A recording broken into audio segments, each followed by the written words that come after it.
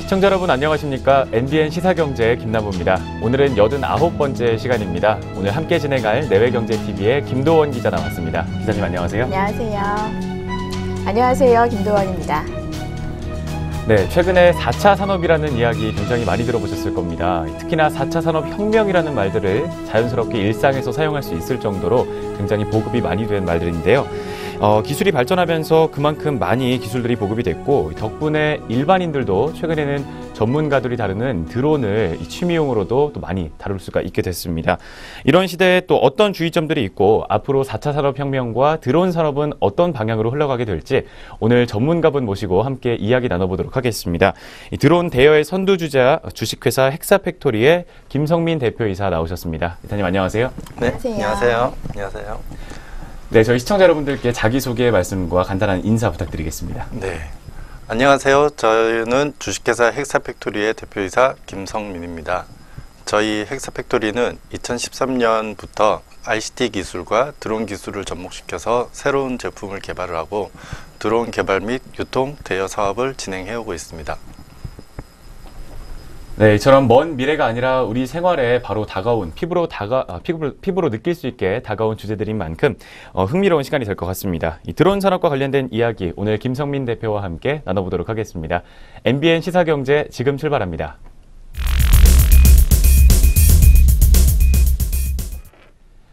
본격적인 이야기 나누기에 앞서서 김도원 기자가 먼저 대표님의 양력을 간단하게 소개해드리겠습니다. 네, 김성민 대표님께서는 주식회사 IS 이커머스의 소셜 마케팅 사업팀 팀장, 그리고 주식회사 플래티넷의 신규 서비스 기획, 이어서 주식회사 아이니티 온라인 사진 인화 서비스의 기획과 마케팅 일을 거치셔서 현재는 주식회사 헥사팩토리의 대표이사로 근무하고 계십니다. 네, 흔히들 이 드론을 4차 산업혁명의 힘이라고도 많이 표현을 하는데요. 어디까지 왔는지 그리고 앞으로 미래는 어디까지 펼쳐질 수 있을지 이야기 나눠보도록 하겠습니다. 특히나 최근에 이 과거 SF 영화에서나 불법했던 일들이 현실로 벌어지고 있는 경우가 많기 때문에 앞으로 드론과 관련된 변화들도 더 빠르게 우리 현실 속으로 다가올 것 같습니다. 오늘 대화를 통해서 확실하게 드론 산업에 대한 현재 주소와 미래를 알 수 있게 될 것 같은데요. 먼저 최근에 평창 동계올림픽에서 드론으로 인한 그 이벤트들이 굉장히 큰 이슈가 됐었죠. 이 대표님께서는 평창 올림픽 성화 봉송을 드론으로 하는데 또 참여를 하셨다고 들었어요. 네네. 어떤 과정이었는지 이야기를 좀 해주실 수 있을까요? 네, 최근 그 광화문에서의 이제 모 브랜드 기업에서 이제 성화봉송 행사를 진행을 했었는데요. 2018년도 최초로 이제 광화문에서 비행을 하는 이제 특별 허가를 받고 이제 진행을 하게 됐고요. 네.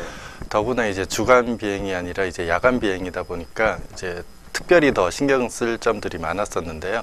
그래서 이제 그 성화봉송을 하는 드론을 촬영하기 위한 드론을 또 띄우게 됩니다. 그래서 이제 그 드론에 지금 이제 보시는 것처럼 이런 이제 저희의 낙하산을 장착을 하게 됐고요. 네. 그로 인해서 이제 쉽게 허가도 받을 수 있었을 뿐 아니라 이제 보다 안전한 비행을 할 수 있게 되었습니다. 네. 네, 최근에 이제 평창 동계올림픽으로 인해서 드론을 어떻게 활용하셨는지 먼저 이야기를 해주셨는데, 먼저 드론을 어떻게 대여 사업을 시작하게 되셨는지 그 계기가 궁금합니다. 언제부터 시작을 하셨나요?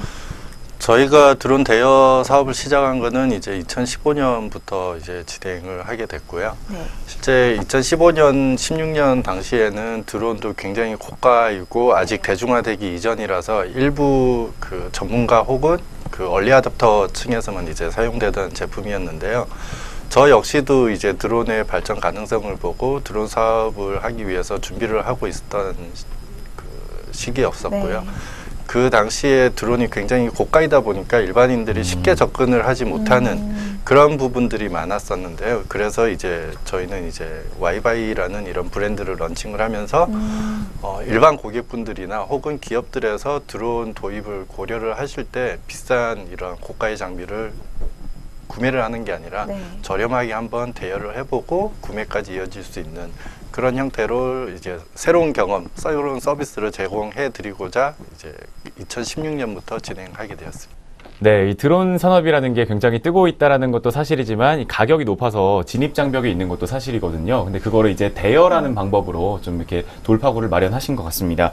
아까 앞서서 말씀하셨던 것 중에 잠깐 이 낙하산이라는 이야기를 언급을 하고 지나가셨어요. 네네. 드론 낙하산 관련된 사업을 진행하고 계시다고 들었는데 어떤 사업인지 자세하게 설명을 좀 해주실 수 있을까요? 네, 저희가 2016년도부터 이제 새로운 드론을 이제 개발을 하고 연구 개발을 진행을 해오고 있었는데요. 네. 그 드론을 이제 개발을 하게 되면 필수적으로 따라야 되는 게 시험 비행이라는 걸 이제 해야 되는데 네. 이제 수백 번의 시험 비행을 하던 와중에 예기치 않은 이제 프로펠러가 부러지는 네. 이제 사고로 인해서 지상 30m에 있던 드론이 땅바닥으로 이제 떨어지는 추락 사고가 발생을 했었는데 다행히 그 당시 추락한 장소에 사람이 없어서 사실 이제 큰 사고로 이어지지는 않았었는데요.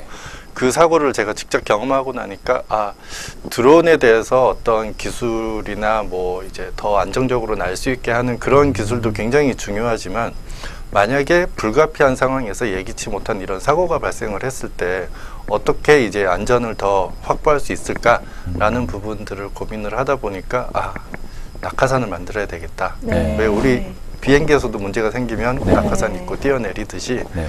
드론이 이제 추락하는 상황이 닥치게 되면 자동으로 이제 펼쳐지는 그런 낙하산을 개발을 해야 되겠다라고 해서 16년부터 개발을 시작해서 이제 양산을 지금 준비하고 있는 단계입니다.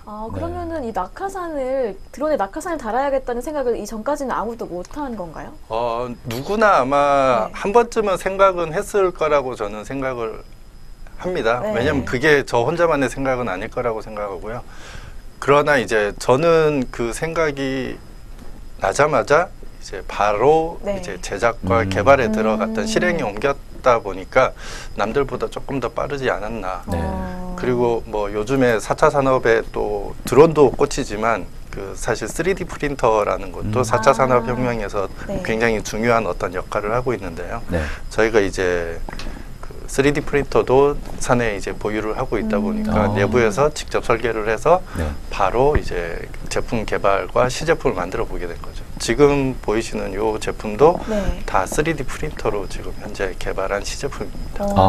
네. 그러면은 이 제품을 개발하실 때 네. 특허 같은 걸 또 내고 제품을 개발하신 건가요? 네, 그렇죠. 이제 저희가 진행한 부분들은 기존 특허들은 이제 드론에 낙하산이 포함되어 있는 이런 이제 안전 그런 특허들은 나와 있었는데요. 저희가 그 특허와는 달리 어떠한 기체든 드론에 낙하산이 부착 가능하게끔 탈부착이 가능한 형태로 네. 이제 누구나 이제 자기가 보유하고 있는 드론에 낙하산을 부착할 수 있도록 그런 특허를 이제 저희는 출원을 하고 진행하고 있습니다.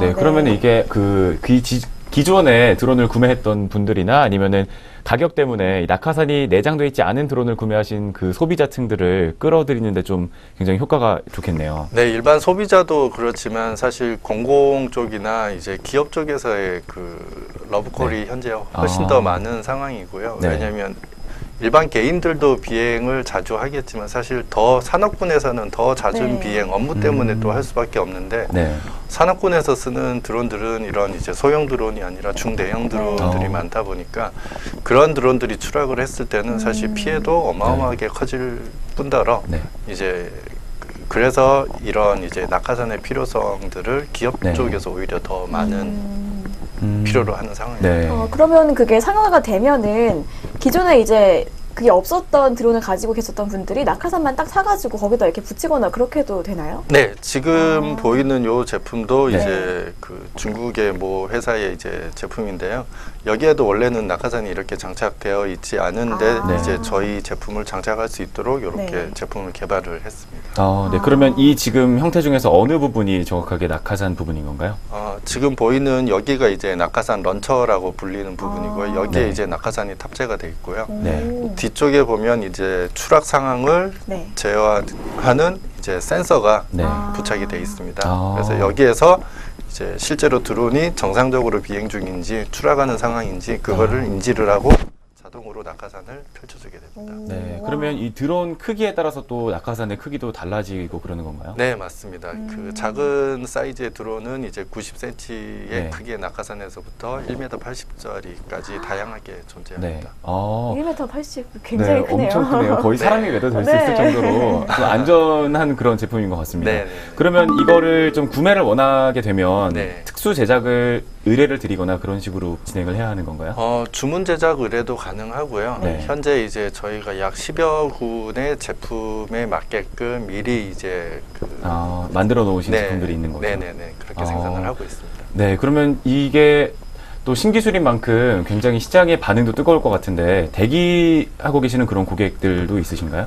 네, 지금 현재 뭐 커뮤니티를 통해서 이제 네. 예약 판매도 진행을 하고 있고요. 현재 약 100여 명 정도의 고객분들이 예약을 해주고 계신 상황입니다. 그만큼 요즘 드론을 가지고 계시고 관심 있어 하는 분들이 굉장히 많은 뜻이라고 생각을 하는데요.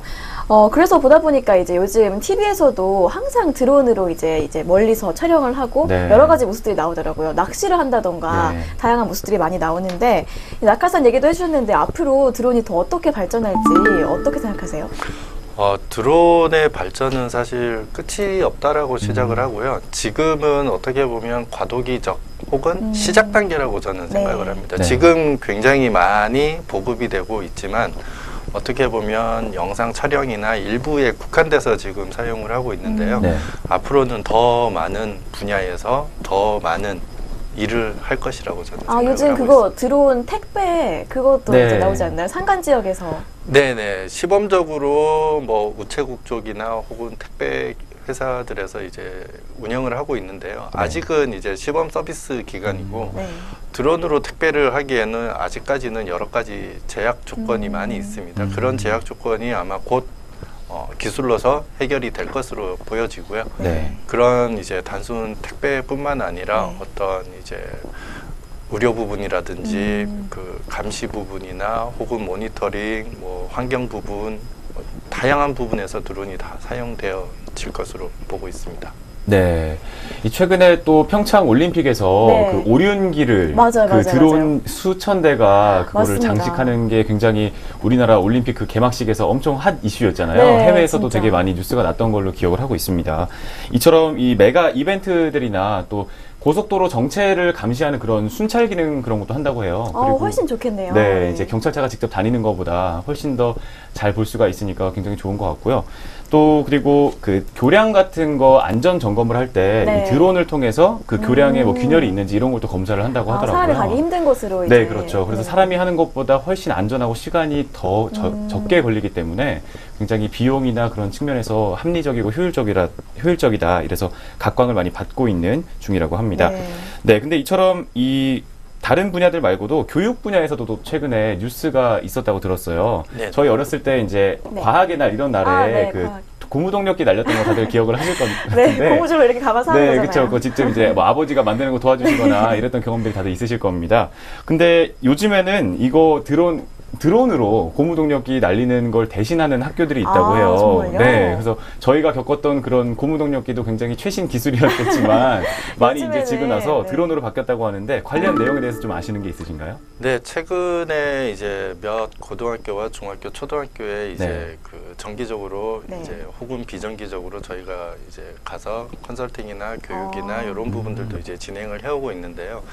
특히 그 초등 저학년에서의 이제 드론 레이싱 혹은 장애물 회피 경기 쪽에 굉장히 많은 관심을 보이고 계시고요. 실제로 학부모님들이 도시락 싸가지고 다니면서 네. 네, 옆에서 같이 지도를 할 정도로 굉장히 뜨겁습니다.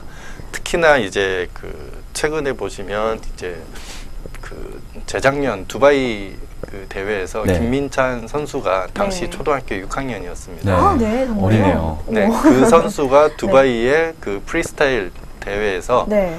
그 전 세계 1위를 하게 됩니다. 네. 그러면서 어마어마한 네. 상금을 타고 네. 사실 그게 이슈가 되면서부터 사실 드론에 바람이 불기 시작하는데요. 네. 실제로 드론을 이제 교육적인 측면에서 살펴보자고 하면 드론의 이런 운동성을 다 제어를 하기 때문에 굉장히 빠른 이제 판단력, 그리고 민첩성, 그리고 집중력, 네. 그리고 침착성 이런 부분들이 다 요구가 되기 때문에 네. 초등학생들이나 혹은 어떤 그런 교육적인 측면에서도 굉장한 교육 효과가 높다라고 저는 판단하고 있습니다. 네. 근데 이 드론 산업 같은 경우에는 저희가 바로 시작할 수는 없잖아요. 일반인들이 뭔가 배워야 될 것 맞아요. 같아요. 또 최근에 접근법을. 네, 그 학생들 대상으로 컴퓨터 언어 가르치는 그 코딩 수업 같은 게 네네. 정규 과정에 들어갔다고 하는데 네네. 드론 같은 것들도 그런 학교 과정 중에서 뭐 교육이 있는다거나 계획이 있는. 아니면 뭐 방과후 교실이나 아니면 따로 배울 수 있는 그런 장소 같은 게 있나요? 현재 그 방과후 교실 쪽에 드론에 관련된 이제 특별 수업들이 이제 다수의 학교들에서 이제 진행이 되고 있고요. 네. 네. 간단하게는 드론의 기본 원리나 조립이나 이제 비행 실습까지 이루어지는 네. 경우도 있고요. 거기에다가 이제 아두이노나 이런 이제 IoT 기기들을 이용을 해서 실제로 드론에다가 어떤 내가 코딩을 통해서 네. 드론을 제어한다든지 그런 부분들까지 교육이 이어지고 있습니다. 네. 방금 전에 그 초등학교 6학년짜리 이제 학생이 그 국제 대회에서 우승을 했다고 들었는데, 네네. 그런 요즘에도 이제 세계적으로 드론 대회가 많이 일어나고 있는 건가요? 네네. 전 세계적으로 굉장히 유명한 대회들도 많고요. 그런 이제 국제 대회들이 이제 국내에서도 개최되는 경우도 많은데요. 네. 전 세계 정상급의 100여 명의 선수들이 이제 참가해서 서로의 네. 실력을 겨루고는 하는데요. 그 안에도 우리나라 김민찬 선수라든지 네. 손영록 선수라든지 혹은 이제 그 다른 이제 선수들도 한 10여 명 정도 포진해 있어서 네. 결코 우리나라 선수들의 실력이 딸리지는 네, 않습니다. 1등을 했다니까. 네, 그렇죠. 그러면 아까 말씀하신 게 프리스타일 경기에서 우승을 했다고 말씀을 해주신 건가요? 네, 네. 그 그게 프리스타일이랑 또 뭐 다른 경기 종목이 있는 건가요? 네, 드론 레이싱 같은 경우 이제 여러 가지 그 종류가 있는데요. 하나는 속도 경쟁을 하는 이제 드론 레이싱 경기가 네. 있고요. 네. 그리고 이제 자유로운 어떤 비행 퍼포먼스를 연출을 하는 네. 그런 이제 프리스타일 경기가 있는데요. 그 두 경기의 성격은 사실 조금 다릅니다. 네. 네. 속도를 우선으로 하는 이제 그런 레이스 경기와 프리스타일 경기 크게 요 두 가지로 나눠진다고 보시면 될 것 같습니다. 네. 그러면 이제 레이싱 경기는 이제 일직선으로 쭉 달리는 건가요? 혹은 그러지 않고요. 그렇지 않고요? 이제 통과해야 될 여러 가지의 아. 장애물들이 있고요. 지정된 코스가 있습니다. 그 네. 지정된 코스를 가장 네. 누가 빠르고 정확하게 달리느냐라는 게 이제 가장 핫 이슈인데요. 네. 몇 달 전에 이제 부산에서의 이제 백스코에서 이제 드론쇼 코리아라는 행사가 진행됐었는데요. 거기에서도 이제 그 가상으로 네. 이제 그 시뮬레이터로 레이싱을 하는 대회가 있었는데요. 네. 저도 현장에 가서 그 대회를 지켜봤었는데 정말 참 놀라웠습니다. 실제로 재작년까지의 어떤 드론 레이서나 프리스타일이나 이런 이제 선수층이 네. 대부분 나이대가 30, 40대였거든요. 네. 근데 그날 나왔던 선수들의 90%가 10대였습니다. 와. 엄청 낮아졌네요. 네. 누가 1등 했을까요? 누가 1등 했죠? 초등학교 5학년? 최연소인데요? 네, 역시나 이제 우리나라의 최고의 실력을 자랑하는 김민찬 선수가 네. 압도한 성적으로 네. 1위를 아니, 하더라고요. 근데 그럼 와. 그 선수는 언제부터 드론을 어디서 연습한 거죠? 제가 듣기로는 네. 한 3살, 4살 때부터 와. 네, 그때부터 이제 아버님의 지도를 받아서 와. 이제 네. 헬리콥터부터 먼저 네. 비행을 했고요. 실제로 초등학교 5학년, 4학년 때부터 이제 그 드론으로 들어왔는데 이미 네. 헬기를 접하다가 온 선수다 보니까 아무래도 드론에 접근하기가 굉장히 쉬웠겠죠. 와. 네, 이 대박이다, 앞으로 좀 진짜. 유망한 우리나라 드론 산업을 또 이끌어갈 수 있을 만한 인재가 아닌가 네. 싶습니다. 혹시 네. 개인적으로 연락을 또 하시나요? 네, 그 행사장에서도 자주 그렇군요. 뵙고요. 사진도 같이 찍고. 연예인 만나신 것 같이 되게 기분 좋아하시는 모습이 보기 좋습니다. 근데 궁금한 게 있는데 이제 선수라고 이제 호칭을 하는데 선수라는 게 자격이 또 필요한가요? 국내외에서 일어나는 이제 여러 가지 대회들이 있는데요. 그 대회에서 일정 수준의 성적을 이제 하고 그 다음에 이제 드론 레이싱의 이제 협회들이 있는데 그 네. 협회에 등록돼 있는 아, 사람이 네. 예, 그렇구나. 선수로 활동할 수 와, 있습니다. 네. 멋있네요, 진짜. 네. 이런 좀 진지한 얘기하는 와중에 이런 말씀 드리기 좀 그렇지만 네네. 아까 두바이에서 상금을 또 타는 대회에서 우승을 했다고 하셨잖아요. 네네네. 근데 두바이에서 열린 만큼 또 어마어마한 거의, 상금이 네. 있었을 것 같아요. 혹시 상금이 어느 정도 되는지 당시 알고 상금이 계시나요? 1억 2천만 원 정도 된 걸로 알고 있고요. 정말요? 정말요? 네, 와. 그런 사실 두바이에서 개최되는 네. 그 대회들이 상금이 좀 많이 큽니다. 네. 아. 특히나 그런 레이스도 굉장히 재밌지만요. 네. 두바이에서 매년 개최되는 대회 중에 하나가 네. 세상에 없던 드론을 만들어 와서 와. 거기에서 이제 실력과 기술을 이제 뽐내는 그런 이제 네. 대회들이 있는데요. 네. 네. 그 대회 상금이 무려 10억 원입니다. 와. 이제 그거는 자기가 직접 새로 만들어야 하는 건가요? 네. 와. 새로 만들고 네. 그 비행도 가능해야 되고 네. 개발한 모든 기능들이 동작을 해야 되는 거죠. 와. 네. 근데 이게 또 앞으로 드론 산업을 이끌어가는 그런 자리에 서야 할 분들이기 때문에 그런 네. 기술을 또 본인이 개발을 하는 거니까 10억 원 정도의 가치는 충분히 네, 줄만하다라고 맞습니다. 생각이 되네요. 네, 네. 네, 이게 저희도 이걸 할 게 아니라 관심이- 오늘 대표님과 함께 방송 끝나고 가서 좀 배워봐야 될것 방과후 같은데요? 수업을 좀 들어야 될 거 아닌가 싶습니다. 네. 네, 이렇게 드론 산업이 어떻게 보면은 초등학교 6학년 학생이 뭐 한 3살, 4살 때부터 배워가지고 도전을 할 수 있을 정도로 지금 충분히 개방이 되어 있는 그런 시장이라고 할 수가 있는데 이게 누구나 작동을 할 수가 있기 때문에 또 주의해야 할 점 같은 것도 필요할 것 같아요. 네. 어떤 네네. 것들이 있을까요? 드론을 비행함에 있어서 지켜야 할 그 몇 가지 이제 주의사항들이 있는데요. 네. 제일 첫 번째도 안전, 두 번째도 안전입니다. 네. 그리고 두 번째는 비행을 할 수 있는 구역과 하면 안 되는 구역이 지정이 돼 있습니다. 네. 그런 이제 내가 비행을 하려는 곳이 비행이 가능한 지역인지 그런 부분들을 이제 미리 점검을 해봐야 되겠고요. 네. 세 번째가 이제 비행 전에 기체 상태가 이상이 있는지 없는지 한번 네. 점검을 해보는 그런 부분들을 체크해봐야 되겠습니다. 네, 그러면 그 앞서 말씀하신 것 중에 촬영이 가능한 지역이 있다, 드론을 네. 날릴 수 있는 지역이 있다라고 말씀을 해주셨는데 네. 어떤 지역들이 가능한 지역이고 어떤 데가 또 불가능한 지역인가요? 일단은 불가능한 지역을 먼저 말씀드리는 게 좋을 네. 것 같아요. 네. 자, 우리나라를 기준으로 불가능한 지역은 이제 의정부 위쪽으로 그 군사 아, 분계점까지 네. 일직선으로 그어진 이제 그 비행 물체가 접근하면 안 되는 그 비행 금지 구역이 있고요. 네. 두 번째로 이제 그 관제권이라고 하죠. 공항, 민간 공항, 그다음에 군 공항. 네. 그런 쪽에서 이제 반경 9.5km 이내에서는 이제 비행을 하면 안 되는 금지 구역이고요. 네. 그 다음에 그 군에서 이제 자주 그 어떤 헬기가 출동을 한다든지 혹은 이제 그 사격 연습이나 혹은 비행 훈련을 위해서 뜨는 장소들이 있습니다. 그런 네. 장소에서는 이제 비행 금지고요. 네. 그리고 우리나라 같은 경우 조금 특수한 환경이다 보니까 서울 지역은 네. 전체가 비행 금지 혹은 제한 구역으로 그런가요? 되어 있습니다. 네. 오. 그래서 대부분 이런 왕구형 드론들을 구매하셔가지고 아유 조그만한 건데 네. 집 앞에서 한번 날려보면 어때? 라고 네. 이제 하는데 그거는 정말 잘못된 생각이시고요. 아, 서울 같은 경우는 이제 한강 이북은 다 비행 금지 구역이고요. 네.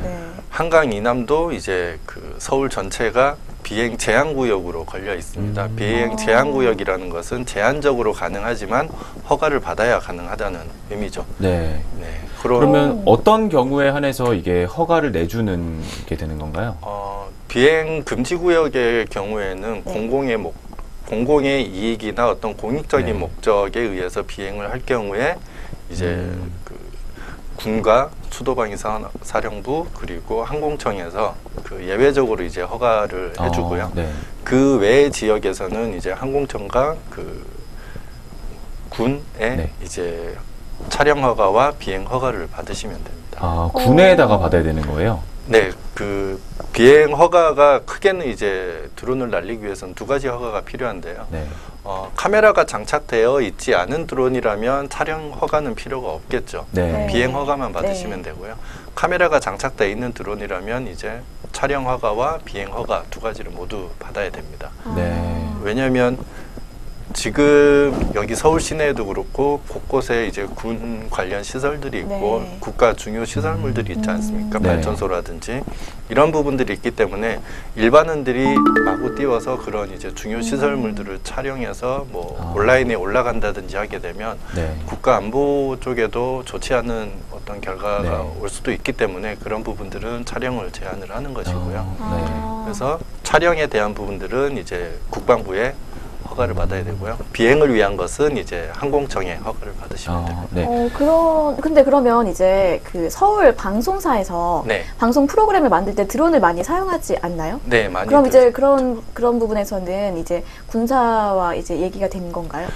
대부분 저희도 방송 촬영을 가끔씩 하는데요. 네. 그런 경우에 이제 방송 스케줄에 맞춰서 사전에 저희가 이제 그 비행 허가와 촬영 허가를 미리 다 받아놓고 아. 대부분의 경우 이제 저희가 촬영하는 비행하는 당일 군에서 나오십니다. 나오셔가지고 아. 촬영하는 것들을 옆에서 네. 계획대로 비행을 하는지 계획대로 촬영을 하는지 살펴보시고 이상이 없는 경우에는 이제 철수를 하시고 아. 네, 혹시 찍혀서는 안 되는 어떤 영상물이나 이런 게 있다라고 하면 현장에서 즉시 삭제. 네. 네. 그러면 이 드론을 가지고 이용을 하시는 분들 중에서 이런 법과 관련된 이야기들을 잘 모르시고 네, 집 취미로. 앞에서라든지 어디든 뭐 한강공원 이런 데서 맞아요. 그냥 날리셨다가 좀 피해를 보시는 사례들이 있을 것 같아요. 네. 어떤 처벌을 받게 되나요? 일단은 그 벌금형이고요. 네. 최대 이 500만 원까지의 오, 이제 많이 꽤 벌금형이 비싸네요. 네. 근데 이제 한 번에 500만 원까지 나오진 않고요. 네. 대부분 이제 그 최초는 훈방 형태로도 아. 알고 있는데 그거는 사실 어디에서 어떻게 비행을 하느냐에 따라서 음. 달라집니다. 네. 네. 최근의 경우에는 네. 지금 평창 올림픽이 진행이 되고 있지 않습니까? 네. 네. 개막식 다음 날쯤에 평창 올림픽이 열리는 그 근처는 지금 현재 다 비행 금지 구역으로 지정돼 아. 있습니다. 네. 그런데 이제 그런 사실을 모르고 일반인 두세 분이 근처에서 비행을 하시다가 적발이 돼서 벌금형 네. 200만 원을 받은 걸로 알고 있습니다. 아, 그렇구나. 네. 안타깝네요. 네, 이건 그냥 단순히 레저나 여가로 즐기시기에는 좀 법과 관련된 이야기들이 있기 맞아요, 때문에 맞아요. 충분히 사전에 알아보시고 그리고 나서 안전하게 또 비행을 하셔야 될 것 같습니다. 네, 저 최근에 들은 얘기가 있는데요. 제주도 한라산에 가면은 하얀 곳들이 막 많이 떠다니는데 네. 그게 눈 드론이다, 아닙니까? 드론이다 네. 이런 말이 네네네. 있다고 해요. 사실인가요? 네, 제주도의 풍광이 굉장히 아름답다 보니까 네. 방송사에서도 이제 드론을 이용한 항공 촬영을 많이 하기도 하지만요. 네. 일반 개인분들도 여행 가셔가지고 이제 드론으로 촬영을 많이들 하시고는 하는데요. 한라산에도 물론 많이 떨어져 있겠지만 사실 제주도의 한라산과 그 다음으로 또 유명한 곳이 있다라고 하면 성산일출봉이 네. 아닐까요? 네. 네, 성산일출봉의 절벽에 보면 하얀 네. 점들이 그렇게 많다고 합니다. 그러면 드론이 박혀 있는 건가요? 떨어져 있는 떨어져서 걸려 있다고 아, 보시면 걸려 있는 거. 네. 아, 이제 작동을 하다가 잘 못해가지고 거기에 이제 떨어진 거. 뭐 여러 가지 요인들이 있는데요. 네. 제주도의 특성상 섬지역이다 보니까 네. 이제 바람도 이제 네. 셀 뿐더러 간혹 가다가 돌풍이 불거나 아이고. 드론이 그 바람을 이겨내지 못하면 네. 이제 바람에 의해서 이제 날아가게 되는데 네. 아. 그러면서 조종기와 신호가 끊기거나 하면 네. 이제 뭐 센서가 달려 있으면 이제 다 회피해서 돌아오는데 네. 그러지 못하는 경우도 있거든요. 아. 그런 경우에 이제 추락을 하게 된다라고 보시면 네. 그럼 또 갑자기 궁금한 게 생겼는데요. 그렇게 많은 드론들을 관광객들이나 뭐 방송사든 어디선 띄운다고 하면 모델이 같은 그런 드론들이 있을 거 아니에요? 네네. 그러면 그 경우에 혹시 그 신호가 좀 교란이 돼서 서로 A와 B의 드론이 바뀌는 바뀌고. 경우나 그런 경우도 있을까요? 예전에는 네. 10년 전에는 사실 그런 사고가 굉장히 많았습니다. 네. 왜냐하면 기술이 그만큼 발전하지 못했기 때문에 네. 그런 그 혼선에 대한 우려가 되게 많았는데요. 네. 네. 최근 이제 디지털 통신 기술로 다 바뀌면서 이제 비행을 하던 중에 다른 기체와 어떤 혼선이 생겨서 기체 조종 능력이 바뀐다든지 그런 사고는 발생하지는 않습니다. 네. 네, 그 요즘 이제 국내에서 드론을 띄우는 분들뿐만이 아니라 이제 해외 나가서도 많은 분들이 드론으로 이제 여행을 기념하려고 이제 기록을 남기시려고 하시는 분들이 많은 것 같은데 그 예전에 그런 뉴스를 들은 적이 있습니다. 그 이탈리아에서였나요? 그 성당에다가 이제 드론을 작동을 하다가 이렇게 부딪혀가지고 네. 흠집을 냈다 이랬던 걸 본 적이 있는데 그러면 이런 일이 벌어나지 않으려면은 이제 해외에서도 허락을 받아야 될 것 같은데 어떻게 해야 하나요? 네, 그 각 국가별로 비행이 가능한 지역이 있고 비행이 불가능한 지역이 있습니다. 특히나 이제 유럽 같은 경우는 개인 프라이버시를 굉장히 중요하게 생각을 하기 때문에 대부분의 도시가 비행 금지 구역으로 지정이 돼 있어요. 네. 그래서 우리나라와는 달리 그 유럽 쪽에서는 드론을 띄우게 되면 경찰이 바로 달려옵니다. 네, 그런 경우들이 많다 보니까 자신이 이제 그 방문하고자 하는 그 여행 국가에 사전에 한 번 더 여쭤보고 인터넷으로 미리 신청을 하고 허가를 받고 가는 그런 형태가 가장 좋겠고요. 네. 뭐 태국이나 이제 동남아 같은 경우도 이제 최근에 드론에 대한 제재가 굉장히 심해지면서 사실상 허가 받는데 거의 뭐 일주일에서 한 달 정도까지 소요된다고 합니다. 네. 네, 해외에서도 또 다양한 규제들이 있기 때문에 우리나라에서 주의를 하셔야 하는 것보다 더 훨씬 주의를 하셔야 될 것 같아요. 네. 그렇다면 이 드론이 최근에 파노라마 스틸 촬영까지 가능할 정도로 촬영 기술이 많이 발전했다라는 이야기들을 또 들었습니다. 그렇기 때문에 건축업이나 부동산 관련업과 같은 거에서 큰 도움을 또 줄 수 있을 것으로 기대가 되고 있는데요. 어떤 측면에서 드론이 도움이 될 수 있을까요? 네, 최근에 이제 건축회사, 토목회사 혹은 이제 그와 관련된 이제 업종의 회사들에서 드론을 업무에 굉장히 활용을 많이 하고 있습니다. 네. 예전에는 사실 지상에서 건물이 올라가는 것들을 사진을 매번 찍고 이렇게 했어야 되는데 그런 부분들을 사실 드론을 통해서 이제 자동화된 매핑이라는 기술이 있습니다. 네. 일정한 지역을 드론이 비행을 하면서 사진을 항공에서 촬영을 한 후에 수십 장 혹은 수백 장의 사진을 하나의 사진으로 합치는 거죠. 그렇게 되면 실제로 인공위성에서 찍은 사진보다 더 정밀한 사진을 얻을 수 있고요. 그렇겠네요. 예, 그런 사진들을 가지고 현재 어떤 아파트를 짓는다라고 하면 이제 아파트의 진척 공정률을 이제 실시간으로 계속 받아볼 수 있는 그런 형태가 가장 많이 사용되고 있습니다. 네. 대표님께서는 그러면은 드론만 이제 현재 보유하고 대여하고 계신 건가요? 아니면 다른 것도 하시나요? 네, 드론 이외에도 이제 VR 장비 요즘에 많이들 체험을 하시잖아요. VR 장비도 이제 대여를 진행하고 있고요. 그 외에도 이제 RC카나 전동 스쿠터, 그 다음에 레이싱 고글이나 뭐 이런 부분들까지도 다양하게 상품군을 넓혀가고 있습니다. 네. 다양한 또 최근에 재미있는 레저 장비들을 가지고 계신 것 같은데 어떤 것들이 좀 많이 이렇게 대여가 되는 편인가요? 사실 제일 많이 대여가 되는 부분들은 바로 뭐 VR 장비입니다. 네, 아무래도 다양한 새로운 경험들을 해볼 수 있는 부분들이 VR이다 보니까 최근에 이제 그 기업들 행사라든지 혹은 이제 그 소규모 단체들의 행사에서도 VR 장비가 다양하게 사용이 되고 있습니다. 그 RC카로 프로포즈를 한다던가 무슨 이벤트에도 많이 활용한다고 들었어요. 최근에 RC카를 가지고 저희가 프로모션을 했던 그 사례를 말씀을 드리면요. 이제 서울 지역에 이제 명동 쪽이었는데요.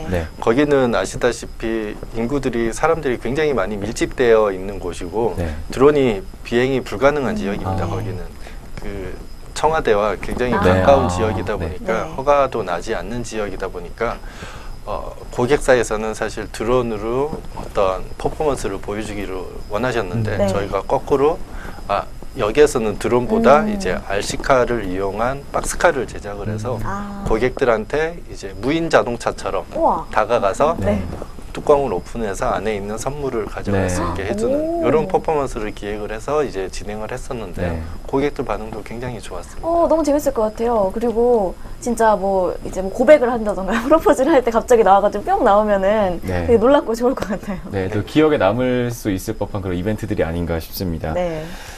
네, 그럼 이처럼 대여 사업 같은 것들을 많이 해주시고 계시는데 소비자들도 점점 이제 앞으로 늘어날 것 같아요. 근데 저희가 초보자다 보니까 어떤 네. 게 나한테 맞는 거고 또 규제 같은 것도 잘 모르니까 네. 나는 강북권에서 놀고 싶었는데 드론을 또 막상 빌렸는데 규제에 걸린다고 하니까 못 쓰게 되는 그런 경우가 생길 수도 있잖아요. 네네. 이 초보자들이 사용을 하는 데 있어서 좀 주의해야 될 점들이 있을까요?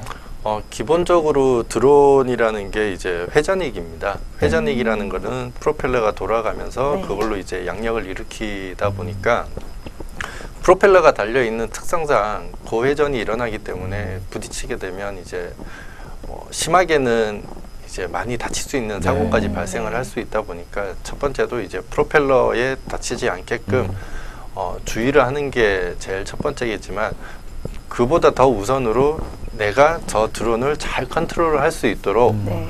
조종 연습을 네. 충분히 하는 게 제일 우선이고요. 네. 가정에서 사용할 수 있는 미니급 드론, 아주 작은 드론들이 있습니다. 네. 그런 드론들로 집안에서 아. 충분히 연습을 한 후에 이제 좀 더 큰 드론이나 이제 촬영용 드론으로 접근을 하시는 것을 저희는 추천드립니다. 아, 네. 그 가정에서 날릴 수 있는 드론은 되게 작은 거죠? 한 요만한가요? 네. 얼마 정도 할까요, 이거는?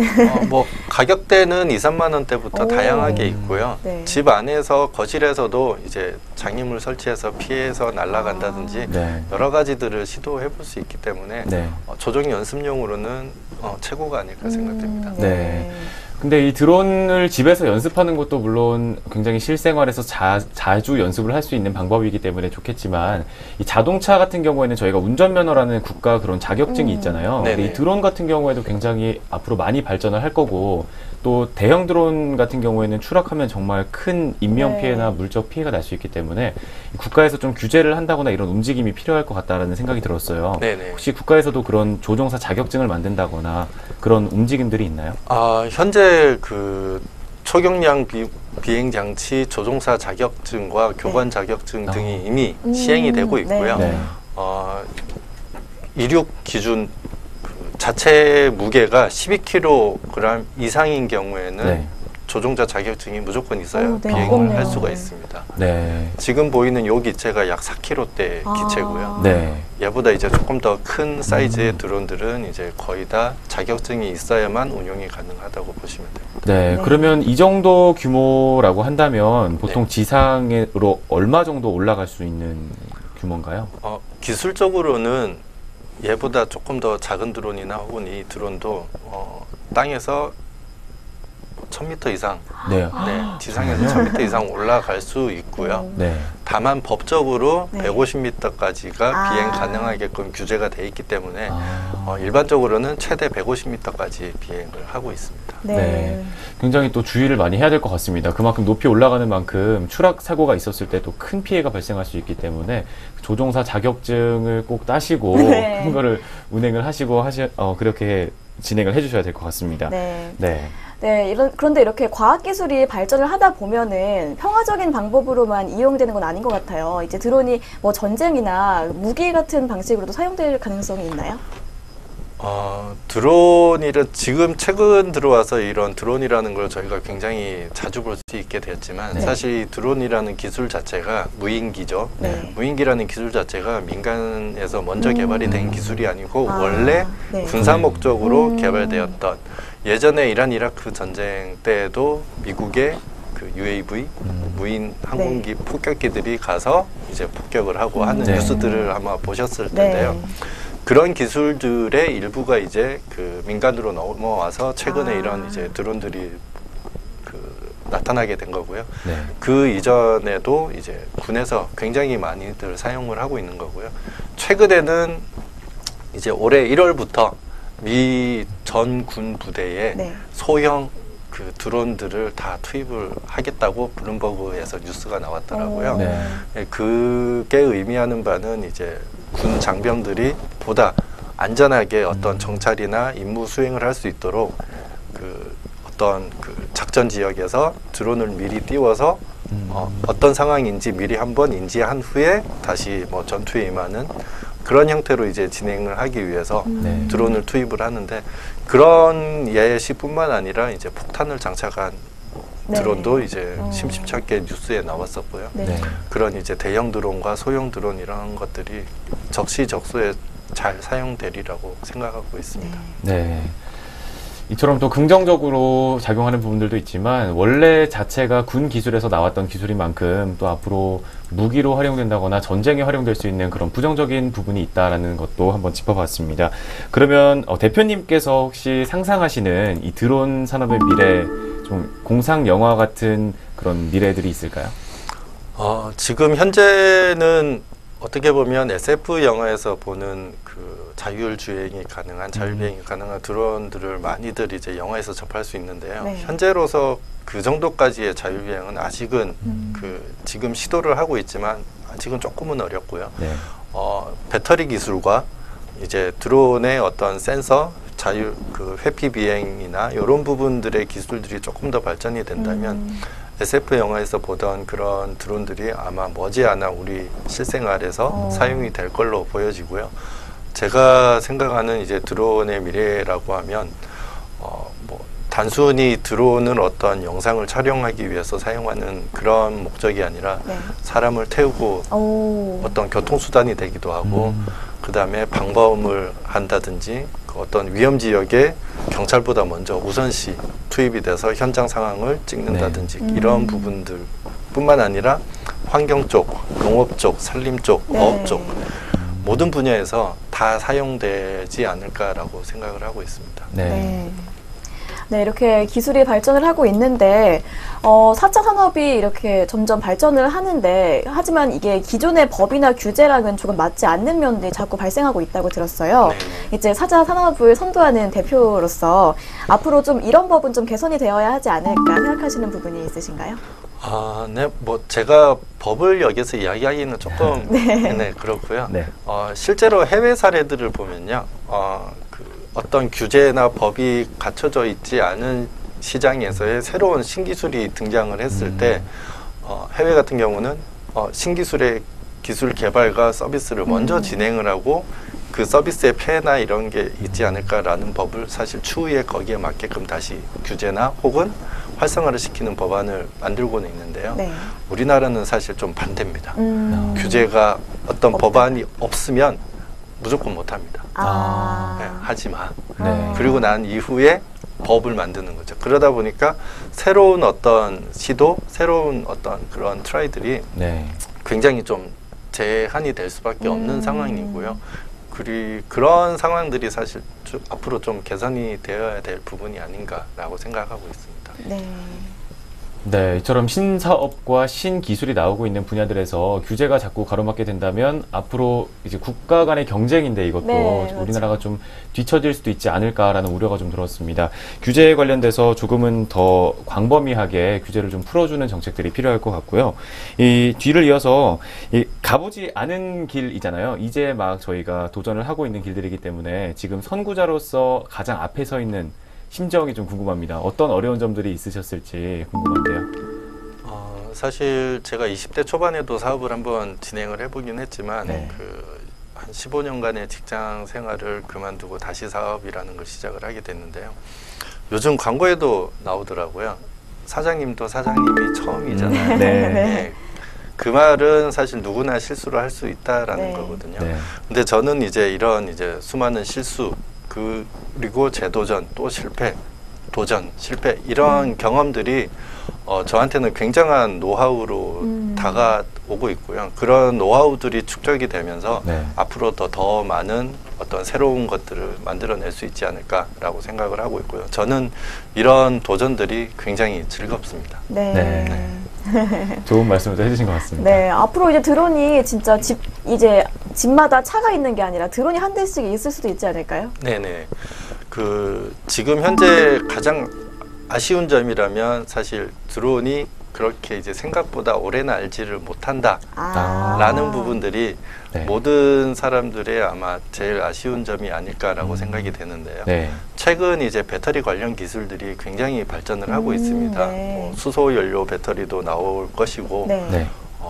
리튬 메탈 배터리라는 것도 이제 최근에 개발이 되면서 이제 그런 신기술들이 드론 쪽에도 이제 접목이 되면 현재 뭐 30분, 1시간 정도의 비행 시간이 아니라 네. 3시간, 4시간 혹은 더 길게 비행을 할 수 있는 시기가 곧 다가오지 않을까 생각됩니다. 네. 네. 근데 이 자동차 기술도 최근에 보면요, 그 원래 석유 그런 화석 연료로 가는데 그 바퀴가 도는 힘을 이용해서 다시 한번 그걸 전기로 만들어서 그걸 배터리로 다시 쓴다 이런 기술들이 많이 있잖아요. 네네네. 이 드론 같은 경우에도 프로펠러가 도는 힘을 다시 에너지 동력으로 사용을 한다거나 아니면은 태양 하늘에 뜨는 거니까 태양열을 그 전지판으로 받아서 그거를 좀 동력으로 활용하는 그런 기술들 같은 거는 개발이 되고 있나요?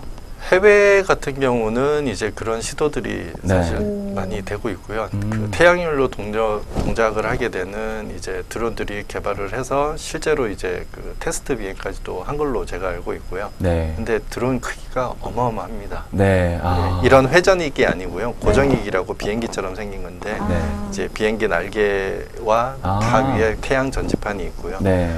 길이가 아마 한 40m 이상 되는 걸로 알고 있습니다. 네.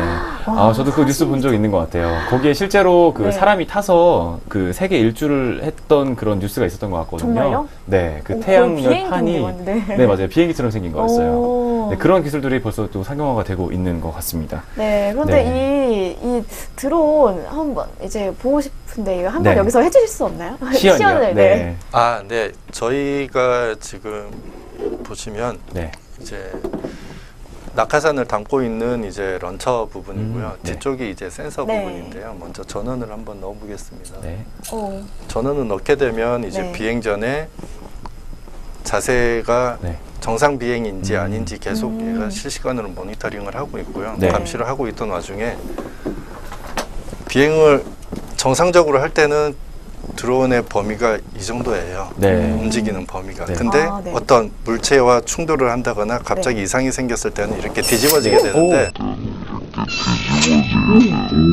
깜짝이야. 네, 이렇게 되면 네. 바로 나오네요? 네, 자동으로 낙하산이 아. 사출이 되어서 네. 이제 아. 지상으로 안전하게 착륙을 할 수 있게끔 도와주고 추락을 바로 와, 막아줄 수가 있겠네요. 센서가 이제 바로 알면서 바로 팍 나오는구나. 네. 와, 정말 신기하네요. 네. 저게 그 지금 펼쳐지는 저 천막이라고 하나요? 저쪽 부분의 크기가 어느 정도 되나요? 이 기체 같은 경우는 1m 50짜리의 낙하산을 사용하고 있습니다. 네, 그렇구나. 꽤 크겠네요, 네, 그러면. 꽤 크다. 네, 그러면 이거 같은 경우에는 물론 많이 사용이 될 일은 없겠지만 어쨌거나 주기적으로 관리를 좀 해줘야 될 것 같거든요. 네. 네네네. 그 관리법을 이 구매를 직접 하는 소비자가 할 수 있게끔 그렇게 쉬운 방법으로 되어 있나요? 네, 그 일단은 건조한 곳에 보관을 해주시면 되고요. 네. 그 낙하산이 찢어진 곳이 있는지 없는지 한 번 더 전체를 펼쳐가지고 이제 점검을 해주시고 네. 낙하산을 접을 때 잘 펼쳐질 수 있는 구조로 저희가 이제 가이드 드린 대로 아. 잘 접어서 탑재를 하고 비행을 하시면 됩니다. 와, 네. 저 드론 사러 가야 될 것 같은데 관심이 생겼어요. 네, 너무. 굉장히 매력적이고 네. 또 이렇게 안전까지 겸비가 돼 있다 보니까 굉장히 또 좋은 기술이 많이 들어가 있어서 네. 구매 욕구를 또 이렇게 자극을 하시는 것 같습니다. 네. 영업을 좀 당하신 것 같아요, 오늘. 네, 반했어요. 네. 그러면 이제 아직도 연구 중인 상품들이 또 많으실 것 같아요. 지금 이렇게 가장 필요한 안전과 관련된 부분을 개발을 미리 해내셨지만 앞으로 또 어떤 부분들을 연구해 나가실 건지 궁금하거든요. 네, 지금 방금 보여드린 요 제품은 이제 소비자용 어떤 제품이고요. 네. 실제로 이런 이제 소비자용 제품뿐만 아니라 이제 기업 고객을 대상으로 하는 조금 더 이제 성능이 그리고 다양한 기능들이 포함된 기업용 제품들도 개발을 하고 있고요. 네. 저희가 이제 ICT 기술도 가지고 있다 보니까 이제 그런 ICT 기술과 IoT 기술을 결합해서 이제 그 추락하는 상황뿐만 아니라 어떤 환경 센서라든지 다양한 센서 탑재물들을 가지고 임무를 수행할 수 있는 그런 이제 임무 장치들 혹은 이제 그 새로운 이제 드론과 연계를 해서 사용을 하게 되는 그런 이제 플랫폼들을 저희가 준비를 하고 있습니다. 네, 정말 무슨 제품들이 나올지 정말 기대가 됩니다. 네. 이제 마지막으로 대표님께서 정리 말씀 한마디 부탁을 드리겠습니다. 오늘 하셨던 이야기 중에 못 하셨던 게 있으면 또 해주셔도 좋고요. 시청자분들께 마지막으로 정리 한 말씀 부탁드리겠습니다. 네, 드론이 우리 그 누구나 손쉽게 그 비행을 하고 접할 수 있게 되면서 굉장히 심심찮게 볼 수 있는데요. 드론을 비행하는 데 있어 가지고 가장 중요한 부분들은 첫 번째도 안전, 두 번째도 안전입니다. 그 안전 사항을 반드시 지켜서 비행을 해야 될 것이고요. 두 번째는 이제 비행 전에 기체 상태가 그 괜찮은지 꼼꼼한 점검이 필요할 것으로 보입니다. 네. 네, 마지막 대표님의 정리 말씀까지 들어보셨습니다. 오늘 MBN 시사경제에서는요, 저희 4차 산업혁명이라고 저희 피부에 바로 와닿을 수 있을 정도로 가까이 와 있는 이런 신기술에 대해서 이야기를 나눠봤습니다. 그 중에서도 특히 4차 산업혁명의 꽃이라고 불리는 드론 산업과 관련돼서 자세하게 이야기 나눠봤는데요. 오늘 안전과 관련된 이야기, 또 규제와 관련된 이야기, 그리고 다양한 에피소드들까지 정말 흥미로운 시간이 됐던 것 같습니다. 네. 오늘 이야기 함께 해주신 대표님, 그리고 김동원 기자님 감사합니다. 네, 감사합니다. 네, 수고 많으셨습니다. 감사합니다. 네, 저희는 다음 주에도 더 흥미롭고 재미있는 주제들 가지고 다시 찾아뵙도록 하겠습니다. 시청해주신 여러분 고맙습니다.